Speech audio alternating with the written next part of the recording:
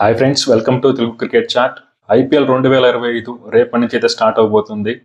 First match defending champions అయినటువంటి KKR versus Royal Challengers Bengaluru మధ్య రేపు జరగబోతుంది.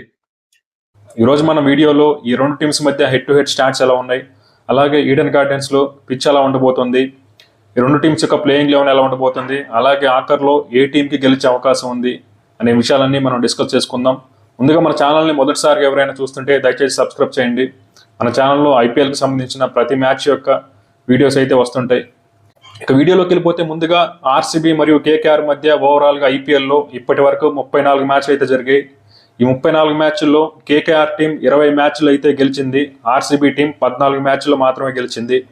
అంటే ఓవరాల్గా చూసుకుంటే మాత్రం ఖచ్చితంగా కేకేఆర్ అయితే ఆర్సీబీ టీంని అయితే డామినేట్ చేసింది.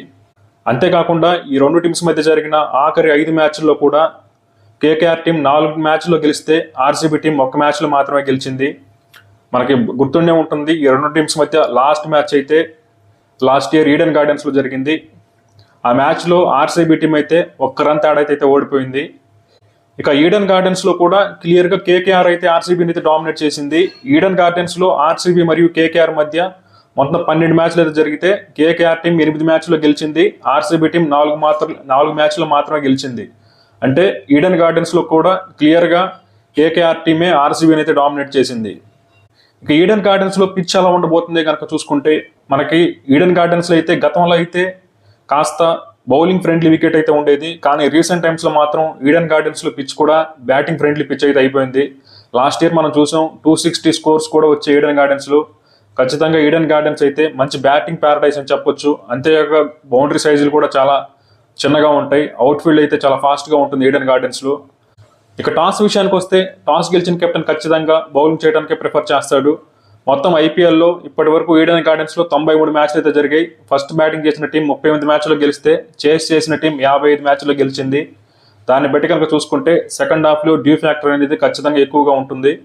కాబట్టి టాస్ గెలిచిన కెప్టెన్ ఎవరైనా సరే ఫస్ట్ బౌలింగ్ చేయడానికే ప్రిఫర్ చేస్తాడు.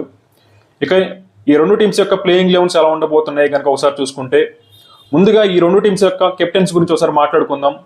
అంటే ఈ రెండు టీమ్స్కి కొత్త కెప్టెన్స్ అయితే వచ్చారు ఈసారి. ఇటు అజింక్య రహానే కానీ అటు రజత్ పటిదార్ కానీ ఇద్దరు ఈ మొదటిసారిగా వాళ్ళ టీమ్స్ని అయితే లీడ్ చేయబోతున్నారు. ముందుగా అజింక్య రహానే గురించి కనుక చూసుకుంటే రహానే అయితే రెడ్ బాల్ క్రికెట్లో చాలా మంచి కెప్టెన్.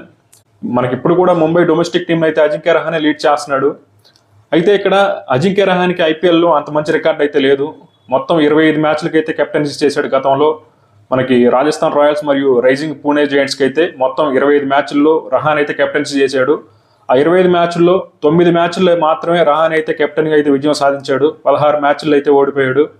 యాజ్ ఏ బ్యాటర్గా కూడా రహానేకి అంత మంచి రికార్డ్ అయితే లేదు తన కెప్టెన్గా ఉన్నప్పుడు.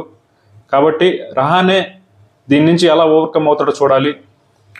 అదర్ హ్యాండ్ రజత్ పటిదార్ విషయానికి వస్తే తన ఐపీఎల్లో మొదటిసారిగా అయితే కెప్టెన్సీ చేస్తున్నాడు. తనైతే డొమెస్టిక్ ఫార్మాట్లో అయితే T20 మ్యాచెస్కి అయితే కెప్టెన్సీ చేశాడు. రీసెంట్గా మధ్యప్రదేశ్ టీంకి అయితే సయ్యద్ ముస్తాక్ అలీ ట్రోఫీలో అయితే కెప్టెన్సీ చేశాడు. ఆ టోర్నమెంట్లో మొత్తం 10 మ్యాచ్ల్లో కెప్టెన్సీ చేయగా 8 మ్యాచ్లు అయితే గెలిపించాడు. టీంని అయితే ఫైనల్స్ వరకు తీసుకెళ్ళగలిగాడు. తన కెప్టెన్గా ఉన్నప్పుడు యాజ్ ఏ బ్యాటర్గా కూడా తనకైతే మంచి రికార్డ్ అయితే ఉంది డొమెస్టిక్లో. ఓవరాల్గా రజత్ పటిదార్ అయితే T20 డొమెస్టిక్ ఫార్మాట్లో 16 మ్యాచ్లు కెప్టెన్సీ చేస్తే 12 మ్యాచ్లు అయితే గెలిపించాడు, 4 మ్యాచ్లు అయితే ఓడిపోయాడు.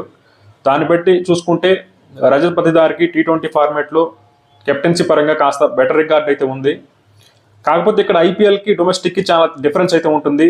ఐపీఎల్లో మనకి కాంపిటీషన్ చాలా ఎక్కువ ఉంటుంది, ఇక్కడ క్వాలిటీ ఎక్కువ ఉంటుంది, చాలా మంచి బౌలర్స్ని అయితే ఫేస్ చేయాల్సి ఉంటుంది. మరి ఐపీఎల్లో రజత్ పటిదార్ ఎలా కెప్టెన్సీ చేస్తాడో చూడాలి. ఇక ప్లేయింగ్ లెవెన్ విషయానికి వస్తే ముందుగా కేకేఆర్ ప్లేయింగ్ లెవెన్ విషయానికి వస్తే ఓపెనర్స్గా క్వింటన్ డికాక్ మరియు సునీల్ నారాయణ అయితే ఓపెన్ చేస్తారు. ఇక నెంబర్ 3లో కెప్టెన్ అజింక్య రహానే, నెంబర్ 4లో యాంగిరిష్ రఘువంశీ, నెంబర్ 5లో వెంకటేష్ అయ్యర్, నెంబర్ 6లో రింకు సింగ్, నెంబర్ 7లో ఆండ్రూ రషీల్, నెంబర్ 8లో రమణ్దీప్ సింగ్, నెంబర్ 9లో హర్షిత్ రాణా, నెంబర్ 10లో ఆండ్రిక్ నోర్కియా లేదా స్పెన్సర్ జాన్సన్, నెంబర్ 11లో వరుణ్ చక్రవర్తి అయితే టీంలోకి వస్తారు. ఇక ఇంపాక్ట్ ప్లేయర్గా వైభవ్ అరోరా అయితే ఆడతాడు. ఇక కేకేఆర్ టీంలో కనుక చూసుకుంటే లాస్ట్ ఇయర్ అయితే మనకి శ్రేయస్ అయ్యర్ అయితే లీడ్ చేశాడు, మెంటార్గా అయితే గౌతమ్ గంభీర్ ఉన్నాడు. లాస్ట్ ఇయర్ అద్భుతంగా అయితే పర్ఫామ్ చేసింది కేకేఆర్ టీం. మరి అదే పర్ఫార్మెన్స్ని ఈసారి కూడా కంటిన్యూ చేస్తుందా అంటే నాకైతే కాస్త అనుమానంగానే ఉంది.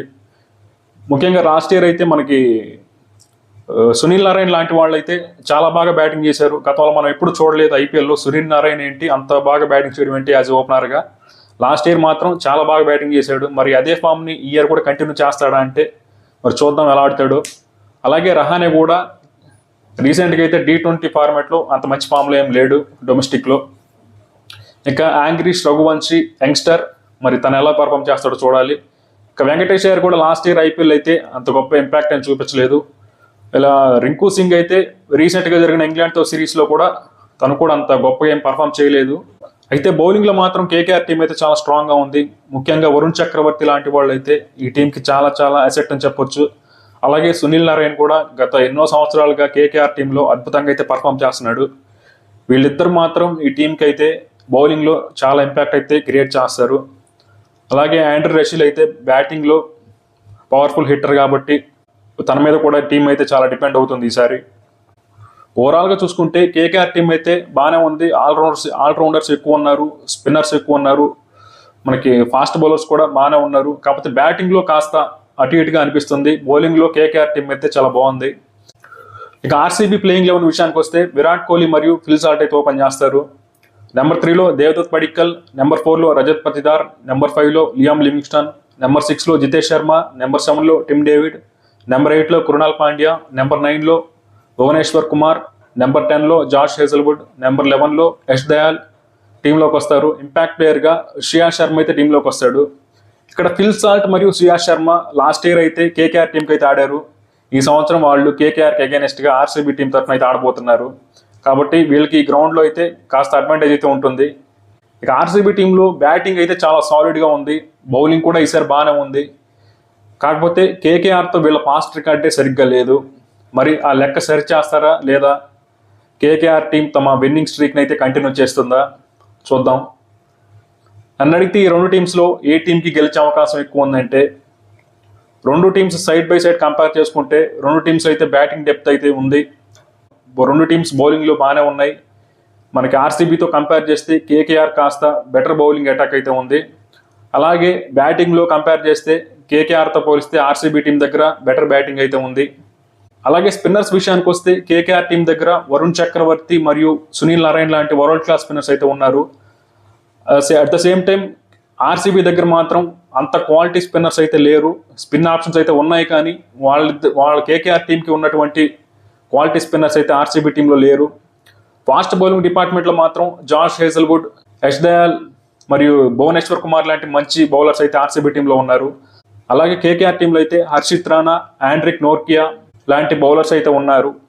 ఓవరాల్గా చెప్పాలంటే మాత్రం బౌలింగ్లో అయితే కేకేఆర్ టీం అయితే ఆర్సీబీ కంటే కాస్త బెటర్గా ఉంది. అలాగే బ్యాటింగ్లో అయితే ఆర్సీబీ టీం కేకేఆర్ కంటే కాస్త హెడ్ అయితే ఉంది.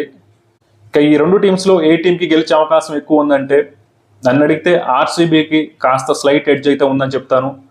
ఎందుకంటే ఆర్సీబీ బ్యాటింగ్ అయితే చాలా స్ట్రాంగ్గా ఉంది, బౌలింగ్ కూడా బాగానే ఉంది. కేకేఆర్ టీంలో బౌలింగ్ బాగుంది కానీ బ్యాటింగ్లో అయితే కొన్ని ప్రాబ్లమ్స్ అయితే ఉన్నాయి. ఇక రేపు మ్యాచ్లో రెండు టీమ్స్లో ఎక్స్ ఫ్యాక్టర్ ప్లేయర్ ఎవరు అవుతారంటే, ఆర్సీబీ తరపున కనుక చూసుకుంటే విరాట్ కోహ్లీకి అయితే కేకేఆర్కి అగైనెస్ట్గా మొత్తం 31 ఇన్నింగ్స్లో 962 రన్స్ అయితే ఉన్నాయి. చాలా మంచి రికార్డ్ అయితే ఉంది కోహ్లీకే కేకేఆర్ మీద. అట్ ద సేమ్ టైం మనకి కేకేఆర్లో కనుక చూసుకుంటే సునీల్ నారాయణకి అయితే ఆర్సీబీ పైన చాలా మంచి రికార్డ్ అయితే ఉంది. 26 వికెట్స్ అయితే ఉన్నాయి నారాయణకి ఆర్సీబీ మీద. అలాగే వరుణ్ చక్రవర్తికి కూడా ఆర్సీబీపై మంచి రికార్డ్ అయితే ఉంది. కాబట్టి రేపు మ్యాచ్ డిసైడ్ చేసేది KKR spinners versus RCB batters అని చెప్పొచ్చు. నన్ను అడిగితే ఆర్సీబీకి కాస్త స్లైట్ ఎడ్జ్ అయితే ఉందని చెప్తాను. మరి మీరు ఏ టీం గెలుస్తుందో కామెంట్ సెక్షన్లో కామెంట్ చేయండి.